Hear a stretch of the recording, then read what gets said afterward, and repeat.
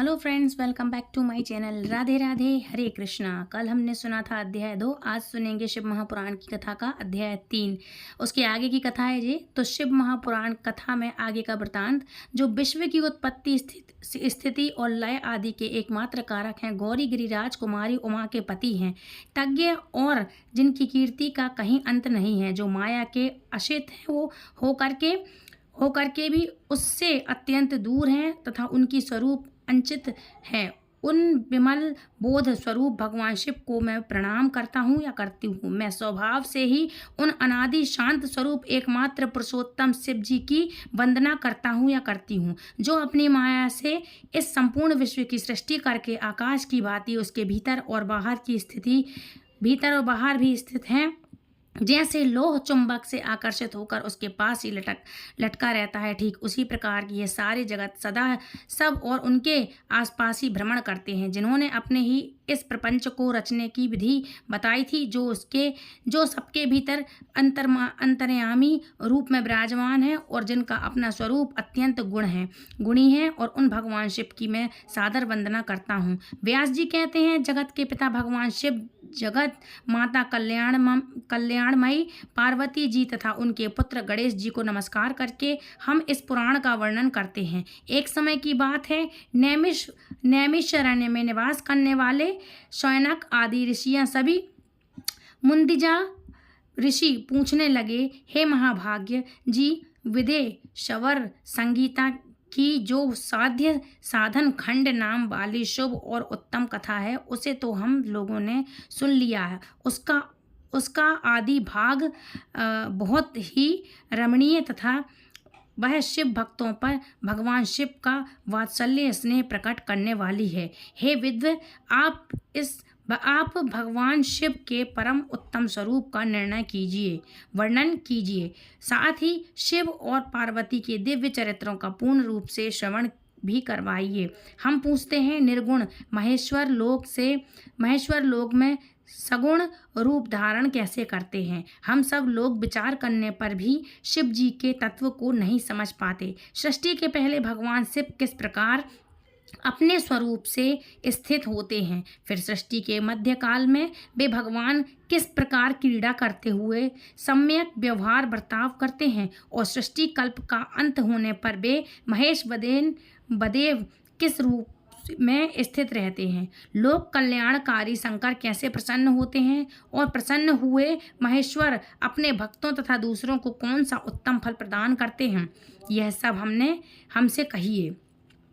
हमने सुना है कि भगवान शिव शीघ्र ही प्रसन्न हो जाते हैं। वे महान दयालु हैं, इसलिए अपने भक्तों का कष्ट नहीं देख सकते। ब्रह्मा, विष्णु और महेश, यह 3 देवता शिव जी के ही अंग हैं, उत्पन्न हुए हैं उनके अंग से। उनके प्रकट की कथा तथा उनके विशेष चरित्रों का वर्णन कीजिए। हे प्रभु, आप उमा के आदि भाव और विवाह की भी कथा कहिए। विशेषतः उनके गृहस्थ धर्म और अन्य लीलाओं का भी वर्णन कीजिए। हे निष्पाप सूत जी, आपको यह सब तथा दूसरी बातें भी अवश्य करनी चाहिए। सूत जी महाराज कहने लगे, हे मुनीश्वर, आप लोगों ने बड़ी ही उत्तम बात पूछी है। भगवान सदाशिव की कथा में आप लोगों की जो आंतरिक निष्ठा हुई है, उनके लिए आप धन्यवाद के पात्र हैं।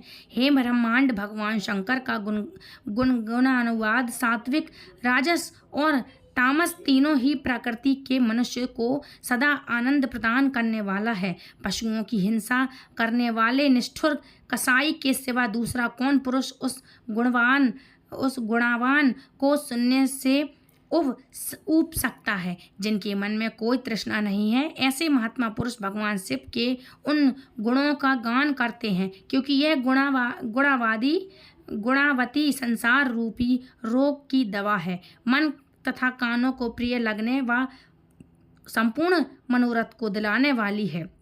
ब्राह्मणों, आप लोगों के प्रश्न के अनुसार मैं यथा बुद्धि प्रयत्न पूर्वक शिव लीला का वर्णन करता हूँ। आप सभी ध्यान पूर्वक और आदर पूर्वक सुनिए। जैसे आप लोग पूछ रहे हैं, उसी प्रकार देवर्षि नारद जी ने भी शिव रूपी भगवान विष्णु से प्रेरित होकर अपने पिता से पूछा था। अपने पुत्र नारद जी का प्रश्न सुनकर शिव भक्त ब्रह्मा जी का चित्त प्रसन्न हो गया और वे उन मुनि शिरोमणि को हर्ष प्रदान करते हुए प्रेम पूर्वक भगवान शिव के यश तथा गुणगान करने लगे। एक समय की बात है, मुनि शिरोमणि विपर नारद जी ने, जो ब्रह्मा जी के पुत्र हैं, विनीत चित होकर तपस्या में मन लगाया। हिमालय पर्वत में कोई एक गुफा थी जो बड़ी शोभा से संपन्न दिखाई देती थी। उसके निकट ही देव नदी गंगा निरंतर वेग पूर्वक बहती रहती थी। वहाँ एक महान दिव्य आश्रम था जो नाना प्रकार की शोभा से सुशोभित था। दिव्यदर्शी नारद जी तपस्या करने के लिए उसी आश्रम में गए। उस गुफा को देखकर मुनिवर बड़े प्रसन्न हुए और सुदीर्घ काल तक वहाँ तपस्या करते रहे। उनका अंतःकरण बड़ा शुद्ध था। वे दृढ़ता पूर्वक आसन बांधकर मौन होकर प्राणायाम पूर्वक समाधि में स्थित हो गए। हे ब्राह्मणों, उन्होंने वो समाधि लगाई जिसमें ब्रह्मा का साक्षात्कार करने वाला अहम ब्रह्मस्मित अर्थात मैं ब्रह्म हूँ, यह विज्ञान प्रकट होता है। मुनिवर नारद जी का इस प्रकार तपस्या करने लगे। उस समय यह समाचार पाकर देवराज इंद्र काँप उठे। वे मानसिक संताप से विवल हो गए कि नारद मुनि मेरा राज्य लेना चाहते हैं। मन ही मन ऐसा सोचकर देवराज इंद्र ने उनकी तपस्या में विघ्न डालने के लिए प्रयत्न करने की इच्छा की। उस समय देवराज ने अपने मन में कामदेव का स्मरण किया। स्मरण करते ही कामदेव जी आ गए। महेंद्र ने उन्हें नारद जी की तपस्या में विघ्न डालने का आदेश दे डाला। आज्ञा पाकर कामदेव बसंत को अपने साथ लेकर बड़े गर्व से उन स्थान पर गए और अपना उपाय करने लगे। उन्होंने वहां शीघ्र अपनी सारी कलाएं रच डाली। बसंत ने भी मदम होकर अपना प्रभाव अपने अनेक प्रकार के प्रकट किया। हे मुनीश्वर, कामदेव और बसंत के अथक प्रयास करने पर भी नारद मुनि के मन में विकार नहीं उत्पन्न हुआ। महादेव जी के अनुग्रह उन दोनों का गर्भ चूर चूर हो गया। शौनक आदि महर्षियों, ऐसा होने में जो कारण था उसे भी आदर पूर्वक सुनो। महादेव जी की कृपा से ही नारद मुनि पर कामदेव का कोई असर नहीं पड़ा। पहले उसी आश्रम में काम शत्रु भगवान शिव ने उत्तम तपस्या की थी और फिर वही उन्होंने मुनियों की तपस्या का नाश करने वाले कामदेव को शीघ्र ही भस्म कर डाला था। उस समय रति ने कामदेव को पुनः जीवित करने के लिए देवता गणों से प्रार्थना की थी। तब देवताओं ने समस्त लोगों का कल्याण करने वाले भगवान शंकर से प्रार्थना की कि उनकी प्रार्थना करने पर वे कहने लगे, हे देवताओं, कुछ समय व्यतीत होने के बाद कामदेव जीवित हो जाएंगे, परंतु यहाँ उनका कोई उपाय नहीं चल सकेगा। अमरगण यहाँ खड़े होकर लोग चारों ओर जितनी दूर तक भी भूमि को नेत्र से देख पाते हैं, वहां तक कामदेव के बाणों का कोई प्रभाव नहीं चल सकेगा। इसमें कोई संशय नहीं। भगवान शंकर के ऐसे वचन सुनकर उस समय वहां नारद जी के प्रति कामदेव जी का निजी प्रभाव मिथ्या साबित हुआ। वे शीघ्र ही स्वर्गलोक के देवराज इंद्र के पास लौट गए। वहां कामदेव ने अपना सारा वृतांत और मुनि का प्रभाव कह सुनाया। उसके बाद देवराज इंद्र की आज्ञा से वे बसंत के साथ अपने स्थान को लौट गए और उस समय देवराज इंद्र को बड़ा आश्चर्य हुआ। उन्होंने नारद जी की पूरी प्रशंसा की, परंतु शिव जी की माया से मोहित होने के कारण वे उस पूर्व वृतांत को स्मरण ही नहीं कर पाए। वास्तव में इस संसार में के भीतर सभी प्राणियों के लिए शिव शंभु की माया को जानना और समझना बड़ा ही कठिन है। जिसमें भगवान शिव के चरणों में अपने आप को समर्पित कर दिया, उस भक्त को छोड़कर शेष सारा जगत ही उसकी माया से मोहित हो जाता है। नारद जी भी भगवान शंकर की कृपा से वहाँ चिरकाल तक तपस्या में लगे रहे। जब उन्होंने अपनी तपस्या को पूर्ण हुई समझा, तब वे मुनि उससे विरत हो गए और कामदेव पर मेरी विजय हुई। ऐसा मानकर उस मुनीश्वर के मन में व्यर्थ ही गर्व हो गया। भगवान शिव की माया में मोहित होने के कारण उन्हें यथार्थ बात का ज्ञान ही नहीं रहा, अर्थात वे यह नहीं समझ सके कि कामदेव के पराजित होने में भगवान शंकर का ही प्रभाव का कारण है। उस माया से अत्यंत मोहित होकर मुनि शिरोमणि नारद जी अपना काम विजय संबंधी वृतांत बताने के लिए तुरंत ही कैलाश पर्वत पर चले गए। उस समय वे विजय के मध्य से उन्मत्त हो रहे थे। वहां रुद्रदेव को नमस्कार प्रणाम करके गर्व से भरे हुए मुनि ने अपने आप को महात्मा मानकर तथा अपने ही प्रभाव से कामदेव पर अपनी विजय हुई समझ करके उनसे सारा वृतांत कह सुनाया। वह सब सुनकर भक्त वत्सल भगवान शिव ने नारद जी से, जो कि अपने ही अर्थात शिव जी की माया से ही मोहित होने के कारण काम विजय के अर्थात कारण यथार्थ कारण को नहीं जानते थे और अपने विवेक को भी खो बैठे थे, कहने लगे रुद्र भगवान कहने लगे, तात नारद, तुम बड़े विद्वान हो और धन्यवाद के पात्र हो, परंतु मेरी यह बात ध्यान देकर सुनो। अब ये बात कभी मत करना कि तुमने इस बात का गर्व मत करना कि विशेषतः भगवान विष्णु के सामने ये चर्चा कभी मत करना, बिल्कुल भी मत करना। तुमने मुझसे अपना जो वृतांत बताया है उसे पूछने पर भी दूसरों के सामने मत कहना। यह सिद्ध संबंधी वृतांत सर्वथा गुप्त रखने योग्य है, इसे कभी किसी पर प्रकट करना नहीं चाहिए। तुम मुझे विशेष प्रिय हो, इसलिए अधिक जोर देकर मैं तुम्हें यह शिक्षा देता हूँ और इसे ना कहने की आज्ञा भी देता हूँ, क्योंकि तुम भगवान विष्णु के भक्त हो और उनके भक्त हुए तो मेरे भी अत्यंत अनुगामी हो। इस प्रकार बहुत कुछ कहकर संसार की सृष्टि करने वाले भगवान रुद्र ने नारद जी को शिक्षा दी। अपने वृतांत को गुप्त रखने के लिए उन्हें समझाया बुझाया, परंतु नारद जी तो शिव जी की माया से मोहित थे, इसलिए उन्होंने उनकी दी हुई शिक्षा को अपने लिए हितक नहीं माना और बाद में मुनि शिरोमणि नारद जी ब्रह्मलोक में गए। वहाँ ब्रह्मा जी को नमस्कार करके कहने लगे, पिताश्री, मैंने अपने तपोबल से कामदेव को जीत लिया है। उनकी यह बात सुनकर ब्रह्मा जी ने भगवान शिव के चरण कमलों का चिंतन किया और सारा कारण जानकर अपने पुत्र को यह सब कहने से मना किया, परंतु नारद जी तो शिव जी की माया से मोहित थे, इसलिए उनके मन मद का अंकुर जम गया था, उनकी बुद्धि मारी गई थी। इसलिए नारद जी अपना सारा वृतांत भगवान विष्णु के सामने कहने के लिए वहां से शीघ्र ही विष्णु लोक को चले गए। नारद मुनि को आते देखकर भगवान विष्णु बड़े आदर से उठे और शीघ्र ही आगे बढ़कर उन्होंने मुनि को हृदय से लगा लिया। मुनि के आगमन का क्या कारण है, इसका तो उन्हें पहले से ही पता था। नारद जी अपने आसन पर बैठकर भगवान शिव के चरणों कमलों का चिंतन करके श्रीहरि उनसे पूछने लगे कि कहाँ से आए हो नारद, यहाँ किसका काम है, किस लिए आए हो, आपका आगमन कैसे हुआ। तो मुनि श्रेष्ठ, तुम धन्य हो। मुनि ने सब बताया। तो धन्य हो, तुम्हारे शुभागमन से भी पवित्र हो गया। भगवान विष्णु ऐसे वचन सुनकर गर्व से भरे हुए नारद मुनि ने मद में मोहित होकर के अपना सारा वृतांत बड़े अभिमान के साथ कह सुनाया। किसको सुनाया? विष्णु जी को। मुनि का यह अहंकार युक्त वचन सुनकर मन ही मन भगवान विष्णु ने उनकी काम विजय के यथार्थ कारण को पूर्ण रूप से जान लिया।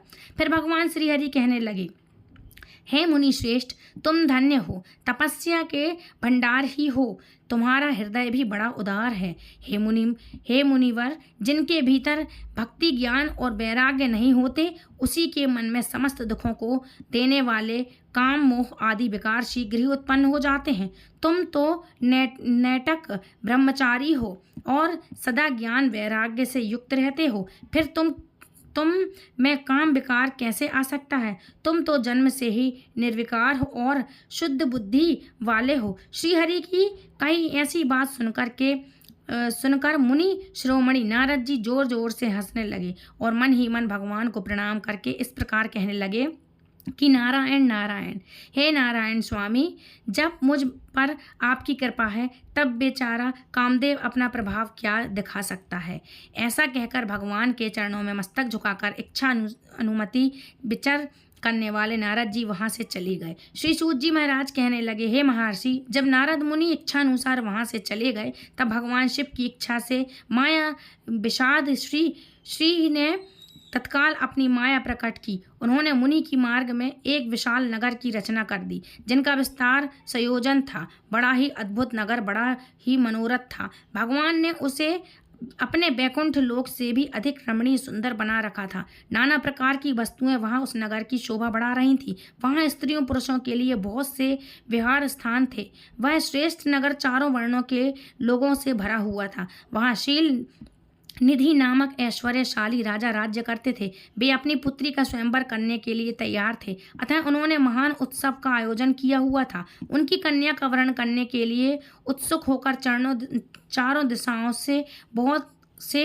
राजकुमार भी पधारे थे, जो नाना प्रकार के विभूषित वेशभूषा और सुंदर शोभा से प्रकाशित हो रहे थे। उन राजकुमारों से वह नगर भरा पूरा दिखाई दे रहा था। ऐसे सुंदर राजनगर को देखकर नारद जी मोहित हो गए। राजा शील निधि के द्वारा वह पहुंचे गए मुनि शिरोमणि नारद जी को आया देखकर महाराज शील निधि ने श्रेष्ठ रत्नम सिंहासन पर बिठाकर उनका पूजन किया। फिर अपनी सुंदर कन्या को, जिनका नाम श्रीमती था, उनको बुलवाया और उनसे नारद जी के चरणों में प्रणाम करवाया। उस कन्या के रूप सौंदर्य को देखकर नारद मुनि चकित हो गए और कहने लगे, हे राजन, ये देव कन्या के समान सुंदरी महाभाग्या कन्या कौन है? उनकी यह बात सुनकर राजा हाथ जोड़कर कहने लगे, मुने, यह मेरी पुत्री है। इसका नाम श्रीमती है। अब इसके विवाह का समय आ चुका है और यह आप अपने लिए सुंदर वर चुनने के निमित्त स्वयंवर में जाने वाली है। इसमें सब प्रकार के शुभ लक्षण, शुभ गुण लक्षित होते हैं। हे महर्षि, आप कृपा करके उसका भाग्य तो बतलाइए। राजा के इस प्रकार पूछने पर काम से विवल हुए मुनि श्रेष्ठ नारद जी उस कन्या को प्राप्त करने की इच्छा मन में लिए राजा को संबोधित करते इस प्रकार कहने लगे, भूपाल, आपकी यह पुत्री समस्त शुभ लक्षणों से संपन्न है, परम सौभाग्यशाली है। अपने महान भाग्य के कारण यह धन्य है और साक्षात लक्ष्मी जी की भांति समस्त गुणों की खान है। आपका भावी पति निश्चय ही भगवान शंकर के समान वैभवशाली सर्वेश्वर, किसी से पराजित न होने वाला, वीर, काम, विजय तथा संपूर्ण देवताओं में श्रेष्ठ होगा। ऐसा कहकर राजा से विदा लेकर इच्छानुसार विचर करने वाले नारद जी वहां से चल दिए। काम के वशीभूत हो गए थे। शिव जी की माया ने उन्हें विशेष मोह में डाल रखा था।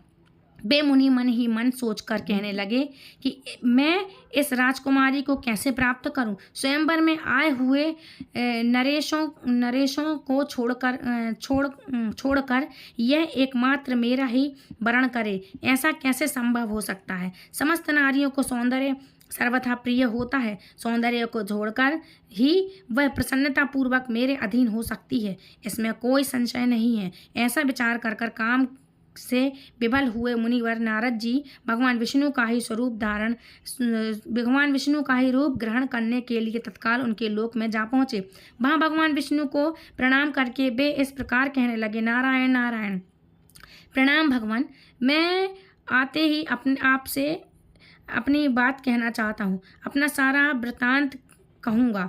तब बहुत इच्छा कहकर लक्ष्मीपति श्री हरि नारद जी के साथ एकांत में जा बैठे भगवान विष्णु और कहने लगे, मुनिवर, अब आप अपनी बात कहिए। तब नारद जी कहने लगे कि नारायण नारायण, हे भगवान, आपके भक्त जो राजा शील निधि हैं, वे सदा धर्मपाल में तत्पर रहते हैं। उनकी एक विशाल लोचना कन्या है जो बहुत ही सुंदर है। उनका नाम श्रीमती है और वह विश्वमोहिनी के रूप में विख्यात है। तीनों लोकों में सबसे अधिक सुंदर ही है। प्रभु, आज मैं शीघ्र उस कन्या से विवाह करना चाहता हूँ। राजा शील निधि ने अपनी पुत्री की इच्छा से स्वयंवर रचाया है, इसलिए चारों ओर से वहाँ सहस्त्र राजकुमार पधारे हैं। हे नाथ, मैं आपका प्रिय सेवक हूँ, अतः आप मुझे अपना स्वरूप दे दीजिए, जिससे राजकुमारी श्रीमती निश्चय ही मुझे वर ले।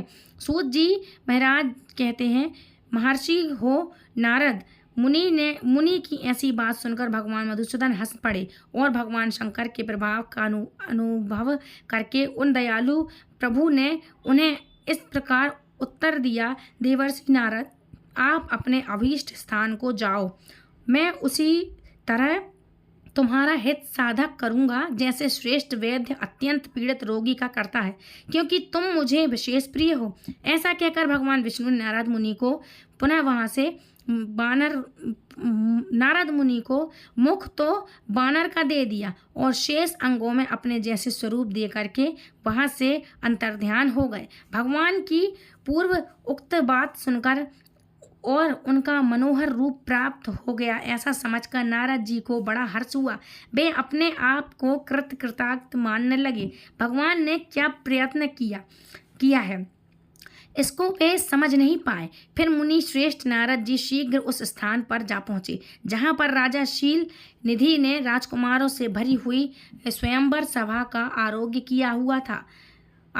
किया हुआ था। महर्षियों राजपुत्रों से घिरी हुई वह दिव्य स्वयंवर सभा दूसरी इंद्र सभा के समान अत्यंत शोभा पा रही थी। नारद जी राजसभाओं में जा बैठे और वहां बैठकर प्रसन्न मन से बार बार यही सोचने लगे कि मैं भगवान विष्णु के समान सुंदर रूप धारण किए हुए हूँ, अतः वह राजकुमारी अवश्य ही मेरा वर्ण करेगी, दूसरे का तो कर ही नहीं सकती, दूसरे किसी और का वर्ण तो वह कर भी नहीं सकती। और नारद जी उन्हें तो इस बात का ज्ञान ही नहीं था कि मेरा मुंह कितना कुरूप है। उस सभा में बैठे हुए सभी मनुष्यों ने मुनि को उनके पूर्व रूप में ही देखा।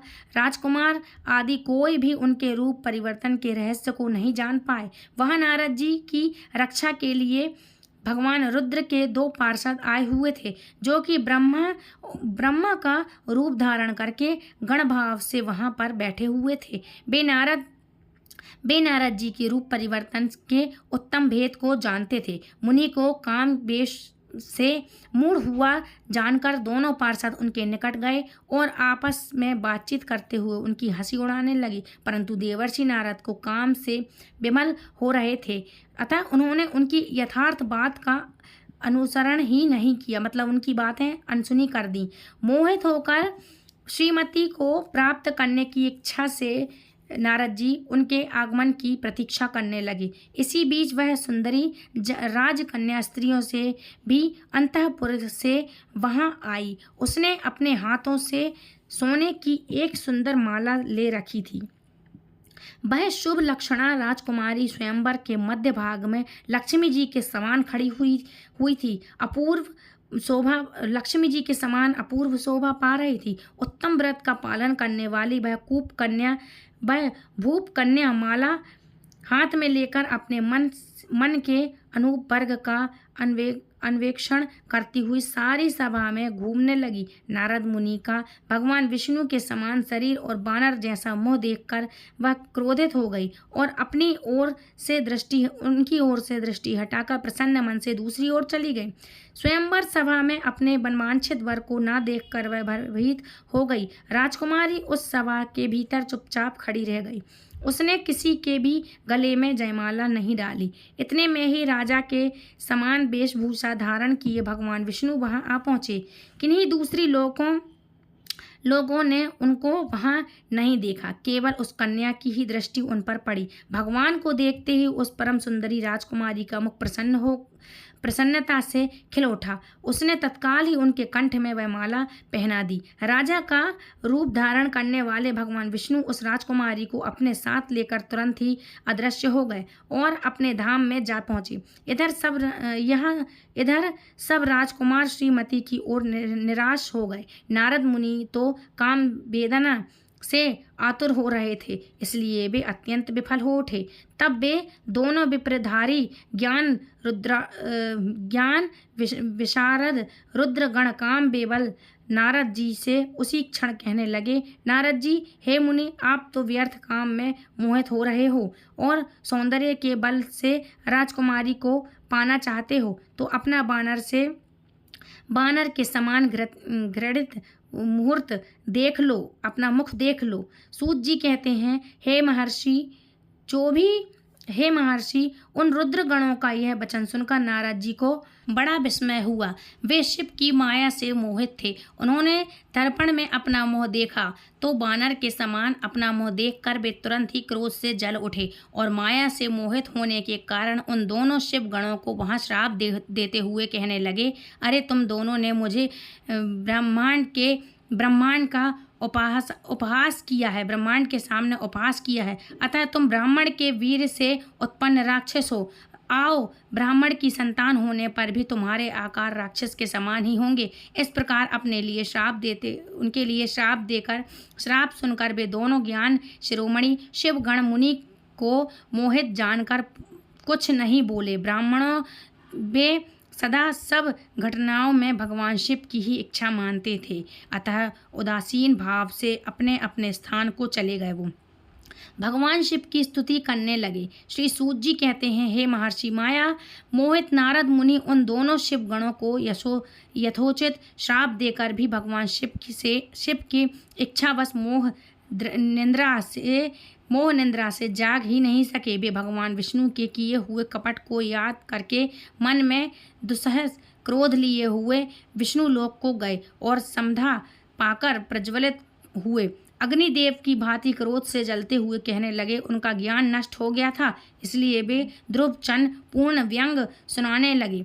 राज जी कहने लगे, अरे तुम बड़े दुष्ट हो, कपटी हो और समस्त विश्व को मोह में डाले रहते हो। दूसरों का उत्साह या आकर्षण तुमसे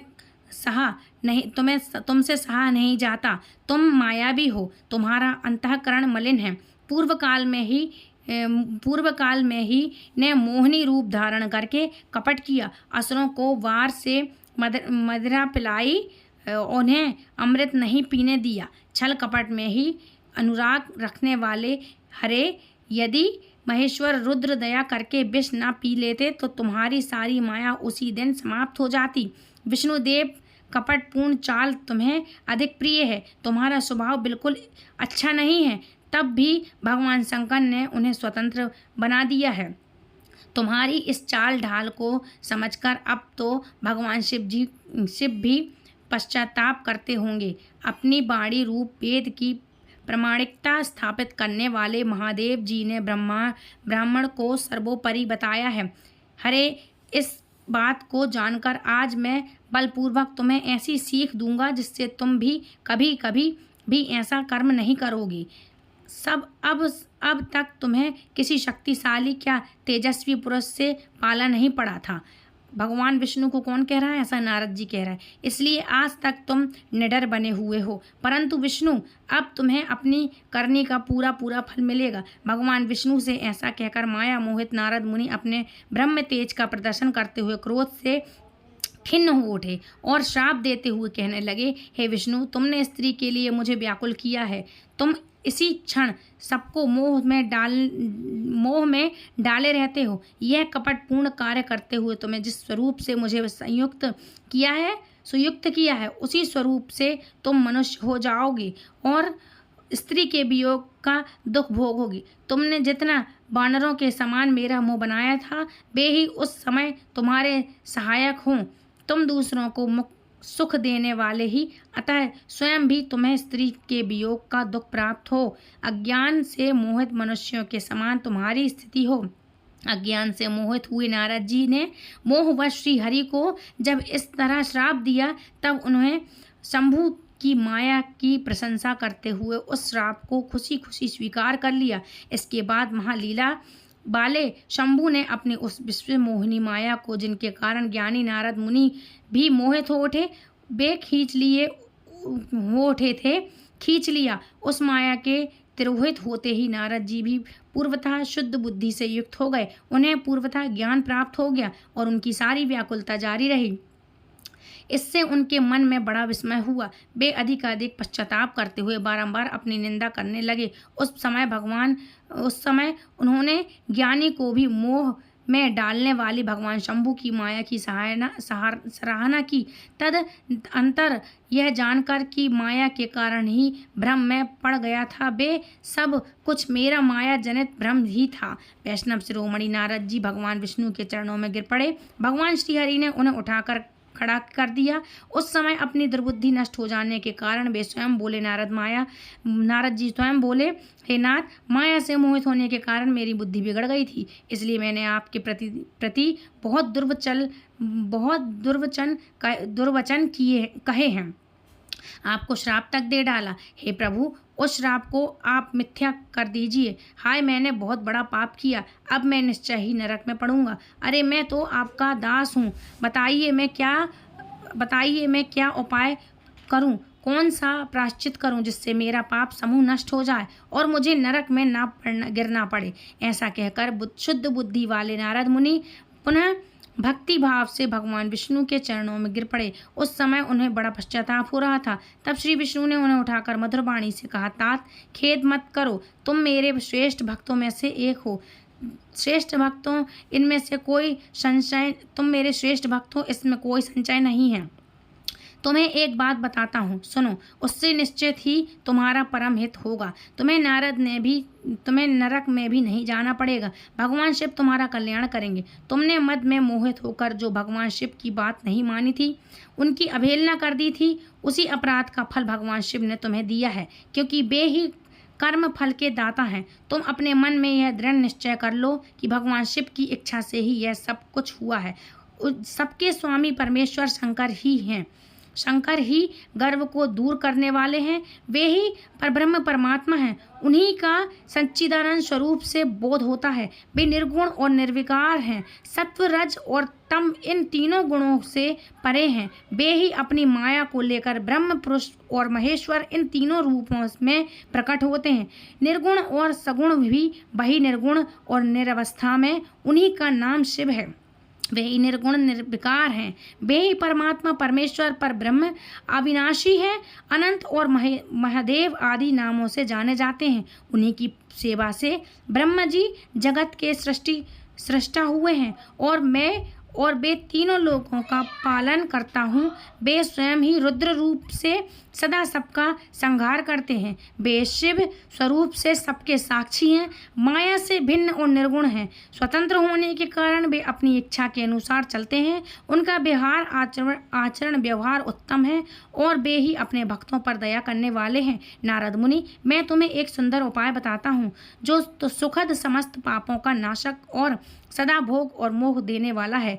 तुम उसे सुनो। अपने सारे संशय को त्याग कर तुम भगवान शंकर के सुयश का गान करो और सदा अनन्य भाव से शिव के सतनाम स्तोत्र का पाठ करो। हे मुनि, तुम निरंतर उन्हीं की उपासना और उन्हीं का भजन करो। उन्हीं के वचन गाओ, उन्हीं की प्रार्थना करो, उन्हीं के प्रतिदिन उन्हीं की पूजा अर्चन करते रहो। नारद जो शरीर, मन और वाणी द्वारा भगवान शंकर की उपासना करता है, उसे पंडित या ज्ञानी जानना चाहिए। वह जीवन मुक्त कहलाता है। शिव जी का नाम रूपी दवानाल से बड़े बड़े पादुकों के असंख्य पर्वत अनायास भस्म हो जाते हैं। यह सत्य है, यह बिल्कुल सत्य है और इसमें जरा भी संशय नहीं है। जो भगवान के नाम रूपी नामों का आश्रय लेता है, वे संसार सागर से पार हो जाते हैं। संसार में मूलभूत उनके सारे पाप संदेह नष्ट हो जाते हैं। महामुने संसार के मूलभूत जो पालक रूप वृक्ष हैं, वही शिव हैं। तो फ्रेंड्स, इस तरह का ज्ञान देकर नारद जी को भगवान विष्णु अंतर्ध्यान हो गए। तो फ्रेंड्स, ये थी आज की वीडियो। आई होप आज की वीडियो आपको पसंद आई होगी, सारा वृत्तांत समझ में आया होगा। जब नारद जी नहीं बचे भगवान शिव की माया से, तो हम और आप क्या हैं। इसलिए कहते हैं नारा लगाओ बम बम बोले का। और सावन बहुत प्रिय है महादेव को, तो उनको खूब प्रसन्न करो, खूब अच्छे से पूजा और भक्ति करो। तो फ्रेंड्स, आई होप आज की वीडियो आपको पसंद आई होगी। यदि वीडियो पसंद आई तो प्लीज़ वीडियो को लाइक, शेयर, कमेंट करो, चैनल सब्सक्राइब करो और बेल आइकन को ऑल पर प्रेस करो, ताकि आने वाली नोटिफिकेशन सबसे पहले आप तक पहुंचे। तो ये अध्याय यहीं समाप्त हुआ। इसके आगे का वृत्तांत बताऊंगी आगे के अध्याय में। तब तक के लिए राधे कृष्णा, हरि बोल, जय जय शिव शंभू।